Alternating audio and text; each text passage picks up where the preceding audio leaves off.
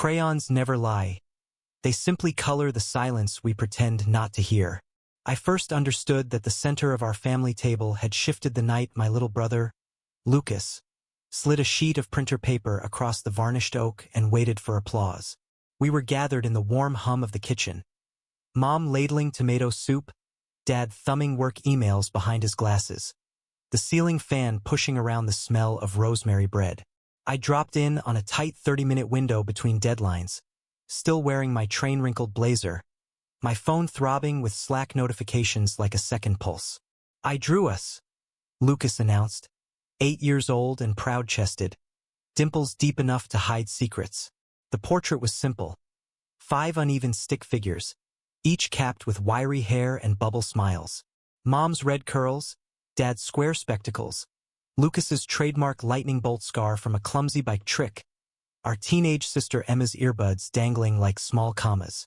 The fifth space, where I should have stood, was blank, filled only by the soft ghost of erased graphite, as if I'd been penciled in once and rubbed out for good measure. "Where am I, Lou?" I tried for playful, but my voice landed brittle. He shrugged, still polite, still factual in the way children are when they haven't learned to edit their truths. "Because you don't come to dinner anymore," he said, and the room froze so cleanly I swear I heard the soup stop simmering. I laughed. Too high, too quick, then knelt beside him, smelling Crayola wax and confidence. "I'm right here, silly." "No, you're here," he corrected, tapping my buzzing phone as it lit the countertop. "But you're not here." Dad cleared his throat, Mom fussed with the salt shaker, and Emma glanced at me just long enough to smirk before her music swallowed her again. The dim kitchen lights cast halos over everyone except me, as though even the bulbs conspired to leave a blank spot in the glow. Before that moment, I would have sworn we were a picture-perfect brood. Sunday bake-offs, movie marathons, matching pajamas every Christmas Eve. My promotion 6 months earlier had simply meant extra hours and bigger dreams. A small price for future comfort. I'd convinced myself the skipped meals, unopened group texts, and half-hearted rain checks were temporary sacrifices the family understood. But Lucas's portrait told a quieter story. The seed I assumed was waiting for me had already cooled, my silhouette erased by absence measured in spoonfuls and bedtime stories missed. Mom placed a spoon in my hand and acted as though nothing seismic had shifted. "Eat while it's hot, sweetheart." Yet the soup tasted like wet paper. Every swallow scraped. I promised Lucas I'd frame his artwork for my office wall, but he merely nodded, unconvinced. When dessert was served, I was already checking train schedules, calculating how late I could stay before the last express back to the city vanished. I left with a hug that felt lighter than his shoulders deserved and a portrait rolled inside my briefcase like evidence. As I stepped into the cool April night, the house glowed behind me. 4 figures illuminated through the window, the space where a fifth might stand swallowed by curtain shadow. The wind carried the faint clatter of dishes being washed without me. And somewhere between the porch and the street, a question gnawed louder than the phone in my pocket. How long before blank spaces harden into permanent outlines? It started with a voicemail I never heard in time. 2 months before Lucas's drawing, my mother phoned while I was marooned in a boardroom where the air smelled of burnt coffee and unfulfilled quotas. She left a breathless message about Dad's birthday dinner. "Just us, Friday at 7, your favorite lemon cake." But my phone was buried beneath quarterly reports. By the time I surfaced, the meeting had bled into another, then into after-work drinks meant to prove I was team material. The voicemail sat unheard until midnight, when I pressed play with half-shut eyes and promised I'd make the next one. There was no next one. Dad's birthday dinner went on without me, candles guttering over lemon frosting while my chair stood empty. In my absence, Emma's boyfriend revealed an engagement ring. Lucas attempted his first toast, spilling grape juice onto the linen, and my father, red-cheeked from Chardonnay and sentiment, decided to share a story. He told them about the day I, age 9, flung a baseball through our neighbor's stained-glass window and lied to pin it on Lucas. A childhood misdemeanor I had confessed privately to Dad years later, paying for repairs from allowance and tears. What Dad didn't know was that Emma had overheard our late-night conversation back then. storing the memory like a sharp pin. Now, 30 candles deep, Dad recounted the anecdote as comic relief. Remember when Alex couldn't own up to a mistake? Laughter circled the table, gentle, teasing, until Emma chimed in. Some things never change, she said, swirling her wine. The words punctured the mood, silencing forks. She went on. Missed recitals, unanswered texts. A pattern of absence, she declared, proof that I was still dodging responsibility, still hiding behind younger siblings and bigger excuses. Mom tried to hush her, but Emma had the crowd. Each example a bead threaded onto a rosary of grievances. By the end, even Lucas, sweet, forgiving Lucas, looked quietly convinced that I chose work over family love.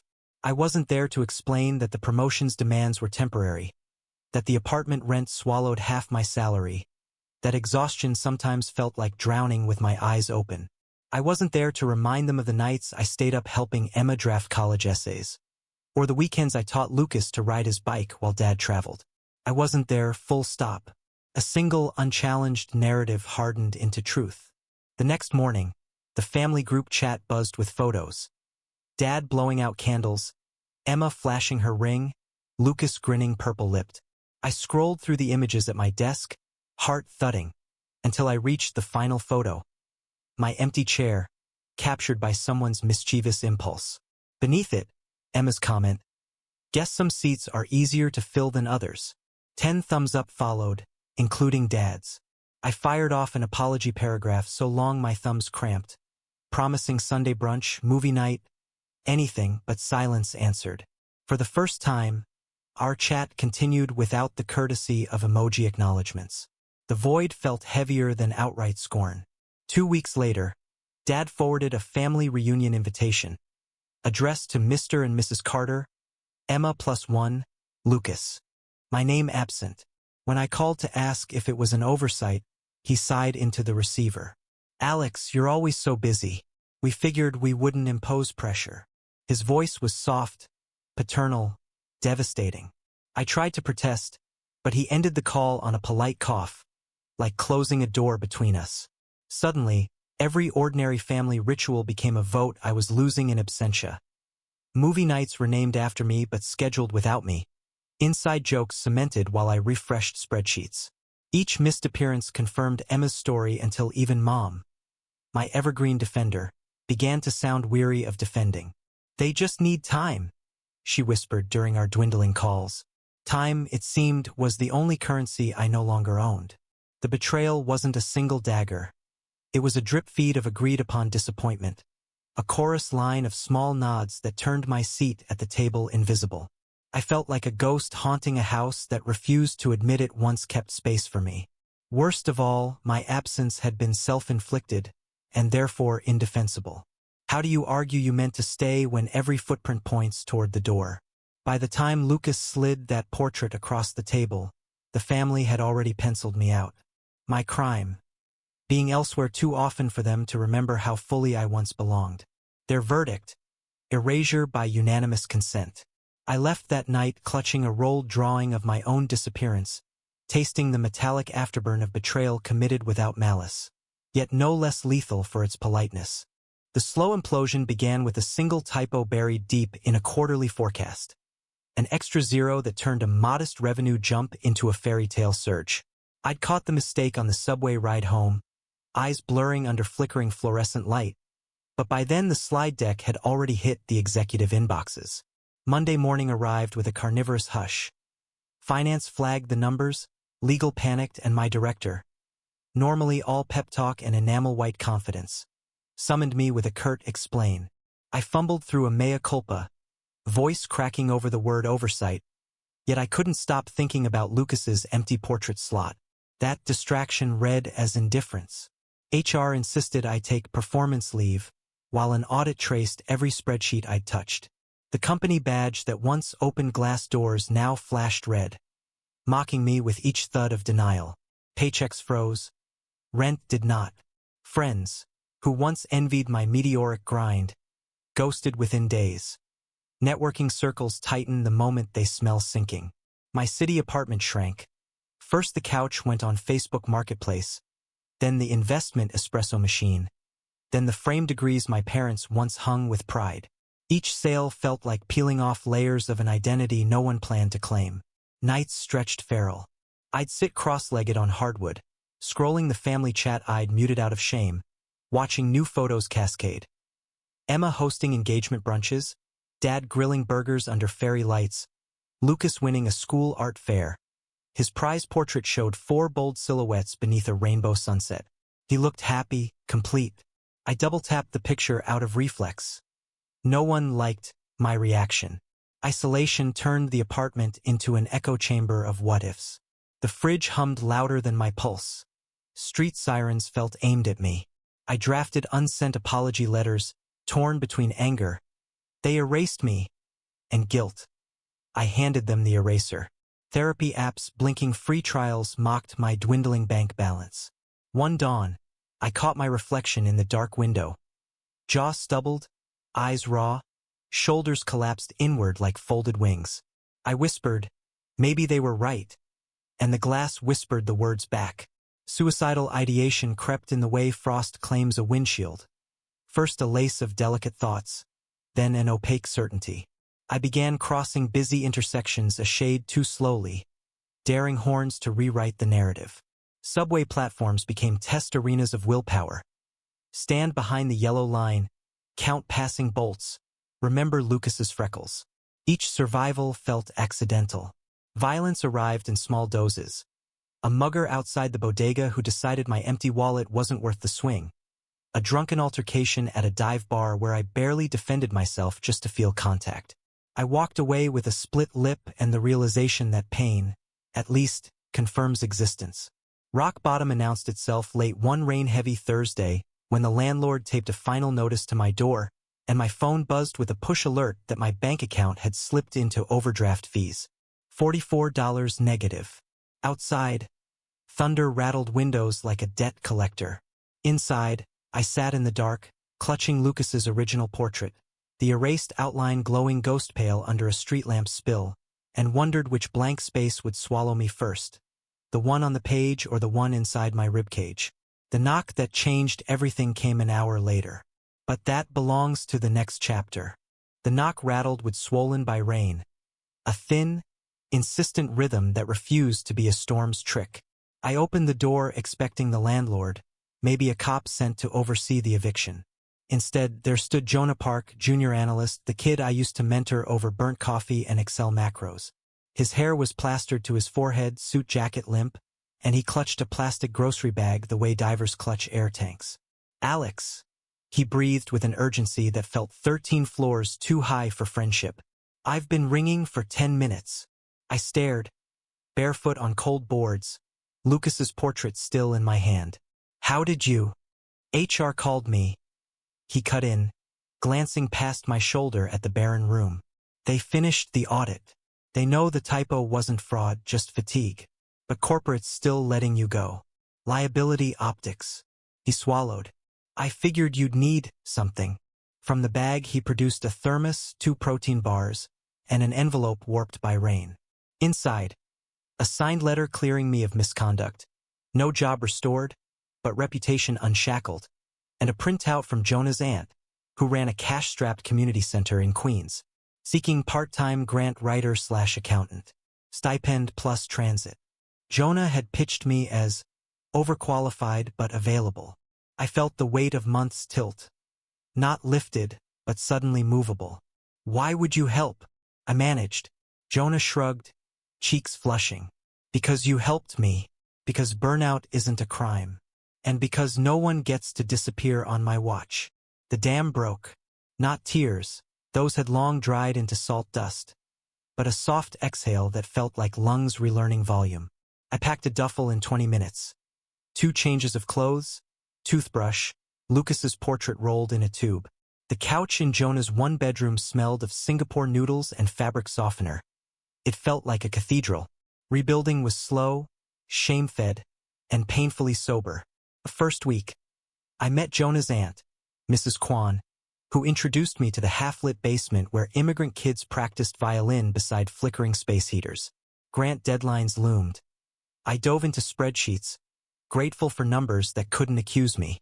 The second week, Jonah handed me a Metro card and a therapist's business card. Dr. Herrera? Sliding scale, trauma-informed. I showed up because the appointment alarm outshouted my excuses. We talked about perfectionism as armor and how armor rusts from the inside. A month 2. I ran morning laps around Flushing Meadows, discipline stitched together by cheap running shoes and Dr. Herrera's challenge. Prove your body still wants tomorrow. The park's lake reflected dawns I hadn't seen since college. Geese applauded with wing beats each lap I finished. A month 3. Mrs. Kwan's board approved my first rewritten grant. Funding secured new heaters, fresh paint, and a small stipend that nudged my bank balance above zero. The night we won, the kids performed Vivaldi in that warm basement. The violin's high notes felt like glass resetting after a quake. Somewhere in the rhythm of therapy sessions, grant cycles, and 5 a.m. jogs, I reclaimed the silence inside my skull. Jonah's couch became my room. Mrs. Kwan's office became my rebuild. Most nights I fell asleep holding Lucas's portrait. Still missing me, still prophetic. Yet the paper no longer scorched. It simply waited. One Sunday, Dr. Herrera asked, "When do you return to that dinner table?" I didn't answer, but the question crawled into every sunrise afterward, tapping like Jonah once had. Patient, persistent, promising that the story wasn't finished just because a page had torn. A full year slipped by in modest, luminous increments. I marked its passage not by holidays, those hurt too much, but by tactile victories. The first time I paid rent on a studio near the center without flinching. The first grant that funded evening ESL classes for single mothers. The first morning I ran 3 uninterrupted miles and realized my lungs didn't sound like broken violin strings anymore. At the community center I was Mr. Carter, which felt strange and grown and slightly hilarious. Fielding questions from teenagers about FAFSA forms, coaching elderly newcomers through digital banking, translating letters for fathers terrified of deportation raids. Every solved problem knit another stitch in the frayed fabric of my worth. Jonah remained my accidental guardian angel, though we'd grown into equals. Trading Excel templates for recipes, arguing over Nick scores, holding each other accountable on days when the old corporate ghosts crept back hissing you're behind, you're late, work harder. Dr. Herrera's office turned from confessional to workshop. We built boundaries out of index cards and coping skills, stacked them like levees against shame. And then I met Mira. She arrived as a volunteer art therapist. Soft-spoken, paint flecks on her denim cuffs, a laugh like glass wind chimes. She coaxed refugees to translate trauma into brushstrokes, coaxed me to join her evening classes, for fun. My fingers trembled the first time she placed a charcoal stick between them. But soon I was shading silhouettes that looked suspiciously like Lucas riding his bike under a Turner sky. She never pressed when tears pooled. She simply stayed, a steady brushstroke across my jagged canvas. Spring uncurled. Cherry blossoms shedding pale confetti across the park trails. Myra's hand fitting into mine as though mapped for it. I felt a cautious, humming aliveness. An echo of family warmth, this time without the razor edges. The knock on my office door came 3 weeks before Emma's June wedding. Mrs. Kwan intercepted a visitor and ushered him in with a worried crease between her brows. Dad stood there, gray around the temples I'd never seen undyed, eyes ringed with sleepless mauve. He carried a manila folder like a surrender flag. "Hi, kiddo." His voice wavered on the final vowel, as if unsure I still owned that nickname. I could smell his aftershave, the same brand he'd worn to parent-teacher nights. My knees loosened. We sat on plastic chairs meant for waiting clients.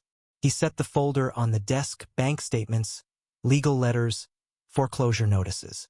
Turns out Emma's fiancé had leveraged Dad's practice and family home for a doomed crypto venture, then vanished. Wedding deposits were unpaid, the mortgage 3 months past due, and Dad's retirement gutted. "I need help understanding these," he whispered, tapping numbers he could once recite in his sleep. I felt the universe's grim symmetry. They had erased the accountant's son, and now only he could decode the hieroglyphs of their undoing. For a heartbeat I saw myself turning away, protecting the fragile world I'd built. But Lucas's portrait flashed in my mind, my outline still missing, still waiting.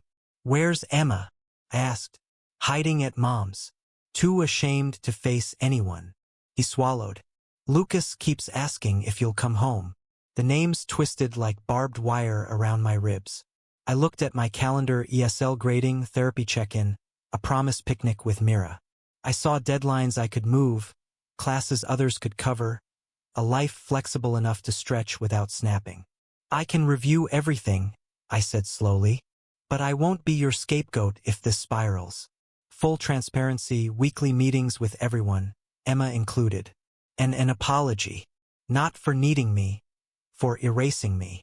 Dad's shoulders caved. Something between relief and grief rushed out in a single exhale. We were wrong, he murmured. I was wrong. He wouldn't meet my eyes, but the words were enough to prop the door open. That Friday I returned to the house that had shrunk in my absence. The walkway lights seemed smaller. The porch swing rusted silent. Mom hugged me like a life vest. Lucas tore down the stairs and crashed into my chest, still tiny enough to lift. Emma stood behind them, eyes swollen, engagement ring finger bare. Her apology came out hoarse, staccato, but real. I accepted it with a nod that cost less than it once would have. Over pizza boxes and coffee, we combed through debts and timelines, drafted budgets, sold off storage unit clutter to save the mortgage. I coached Dad through bankruptcy options, faced angry caterers with Emma, drew color-coded charts Lucas could understand. Each act felt both surgical and sacred, cutting infection, rescuing marrow. The pivotal moment arrived 2 weeks later, night before Emma's scaled-down backyard ceremony. Lucas shyly presented a fresh drawing. 6 figures this time, holding hands under a maple tree. He'd added Jonah, the tall one with the laptop, Mrs. Kwan, the lady with violin hearts, and Mira, the one who paints sunsets. Our family had stretched, elastic, generous. My stick figure wore running shoes and carried a charcoal pencil. I wanted to fit everyone who brings you to dinner now, he said. The room blurred. I hugged him until our outlines smudged together.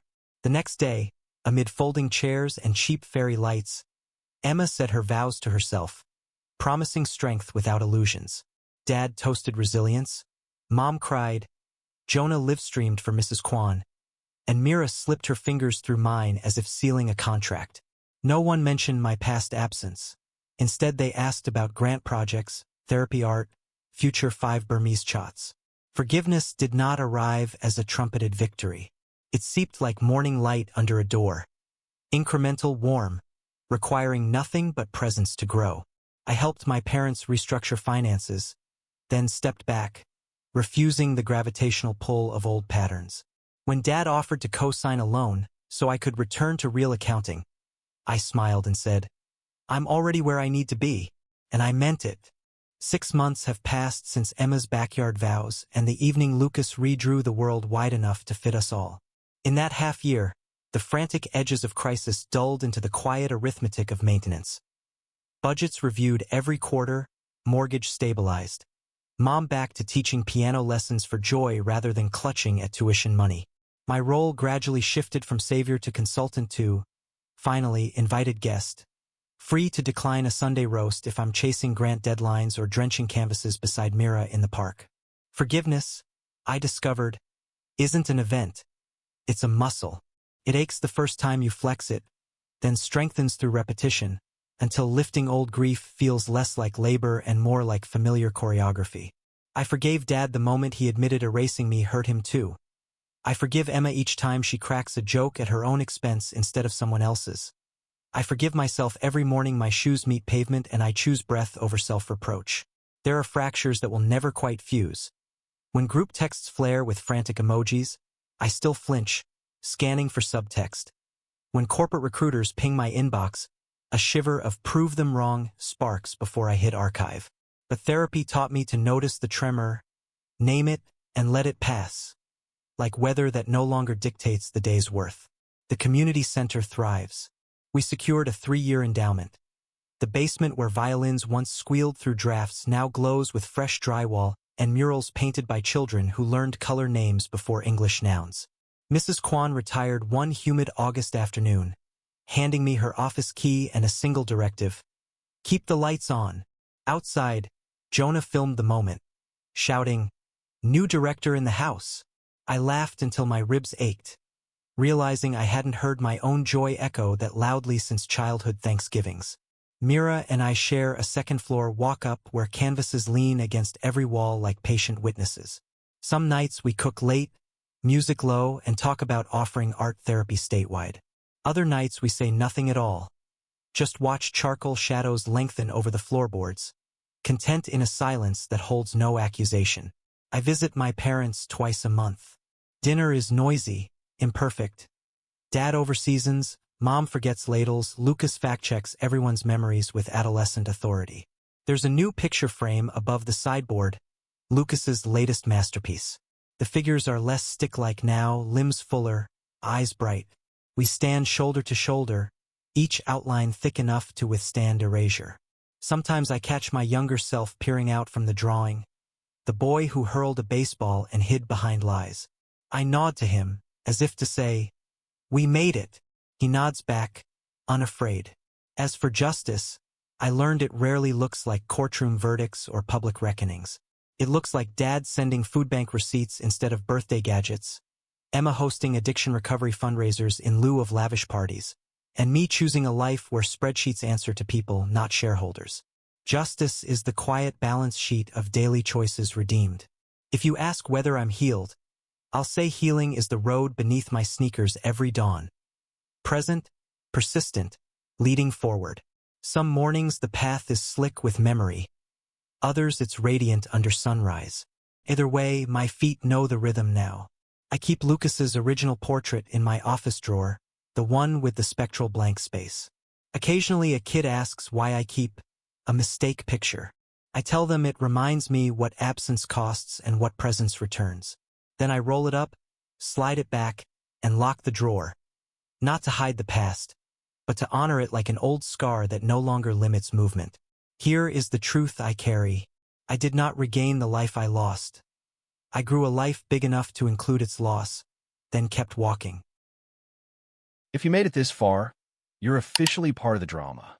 Subscribe for more, and tell me in the comments, what would you have done?